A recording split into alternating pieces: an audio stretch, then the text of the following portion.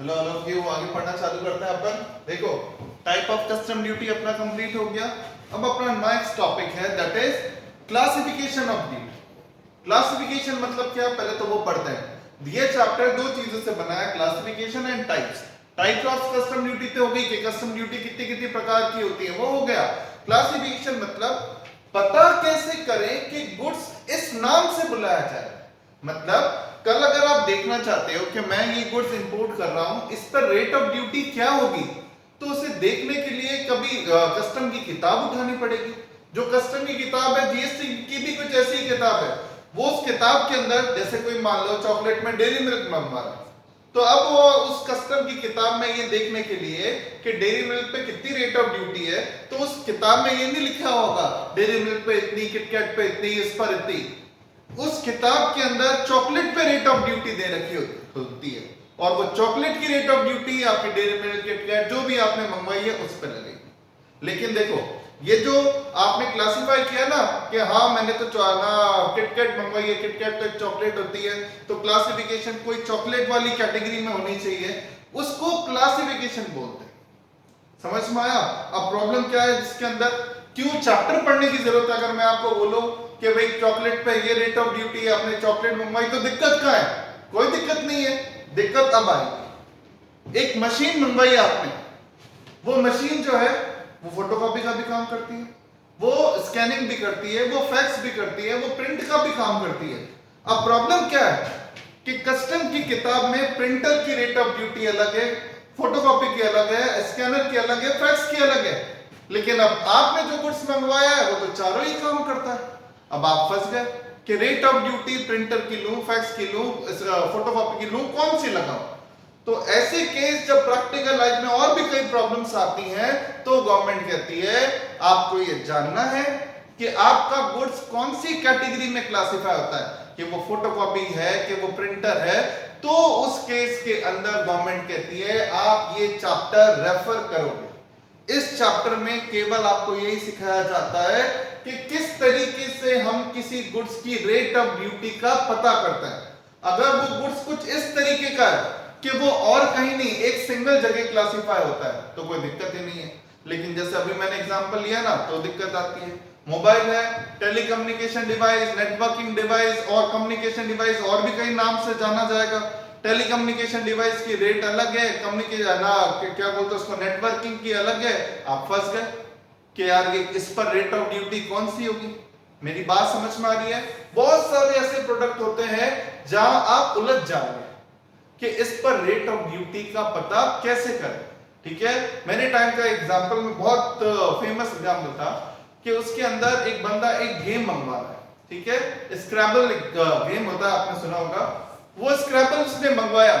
अब किस rate of duty क्या होगी? क्या वो एक टॉय है, क्या वो एक पजल है, क्या वो अदर गेम है? टॉय पे रेट ऑफ ड्यूटी 0, पजल पे 0 और अदर गेम पर 20। वो तो कह रहा है मैंने जो स्क्रैबल मंगवाया, स्क्रैबल एक नेम गेम होता है, इसको टॉय में क्लासिफाई कर दो। जज अड़ गया, टॉय में कैसे कर दो, ये तो अदर गेम में होगा, टॉय तो खेलने का होता है, ये खेल थोड़ी है। तो ऐसी प्रॉब्लम्स के अंदर अगर अपन रूल्स की मदद लें, तो वो रूल्स आपको काफी हद तक आपकी प्रॉब्लम सॉल्व करके बताएगा कि अच्छा ये प्रॉब्लम आई है तो इस प्रॉब्लम का ये रूल होगा। ठीक है, तो जो पहले अपन ये ओवरव्यू पढ़ रहे हैं, इसके बाद अपन पढ़ेंगे कि अगर दिक्कत आती है तो गवर्नमेंट ने क्या उसके लिए रूल्स बना रखे हैं। मैं जब भी वर्ड यूज करूं रूल्स तभी बनते हैं जब गवर्नमेंट को प्रैक्टिकल लाइफ में प्रॉब्लम्स दिखती है। मतलब no problem no rules, clear? और अगर अटक गए तो फिर गवर्नमेंट कहती है हमने हर कानून को कुछ इस तरीके से ही बनाया हुआ है कि सारी प्रॉब्लम का सॉल्यूशन उन रूल्स में मिल जाएगा।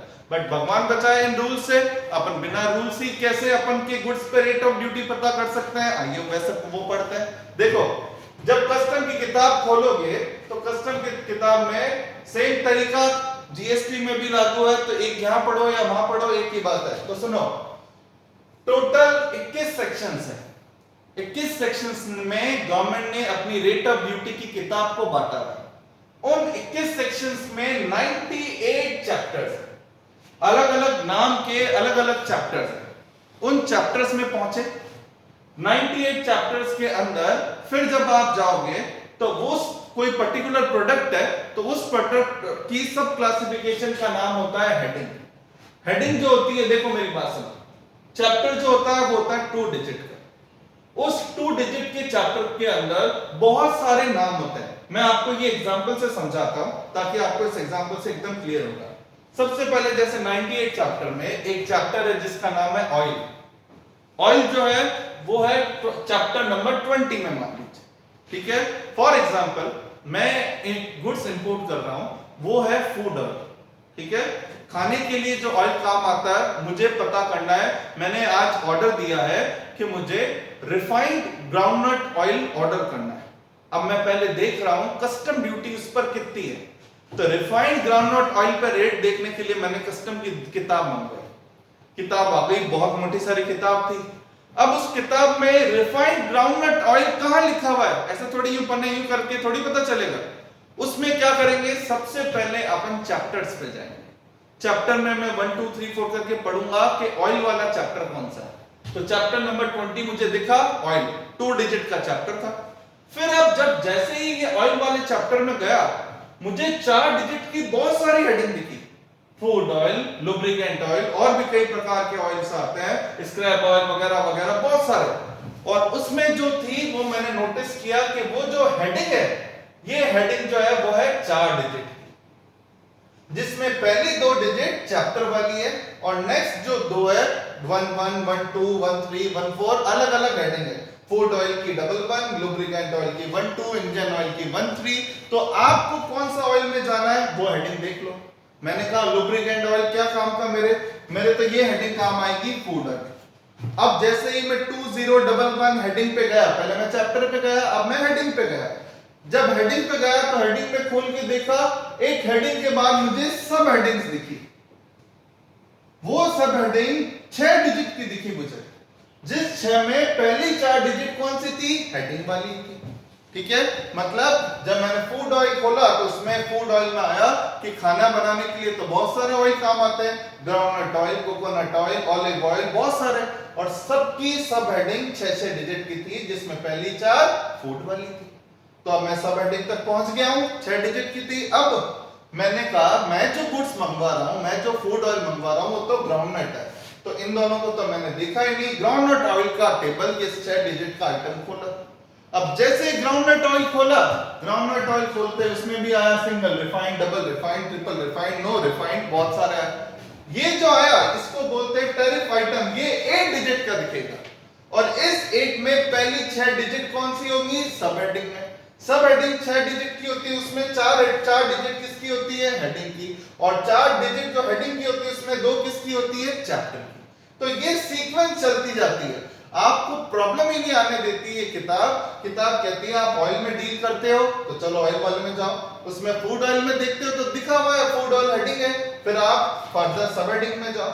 सब हेडिंग में ग्राउंडनट ऑयल देखा तो उसमें सिंगल, डबल सब दिखा। अब आपका कौन सा गुड्स है, आपने कहा डबल रिफाइंड, बस इसके आगे अब नहीं जाना।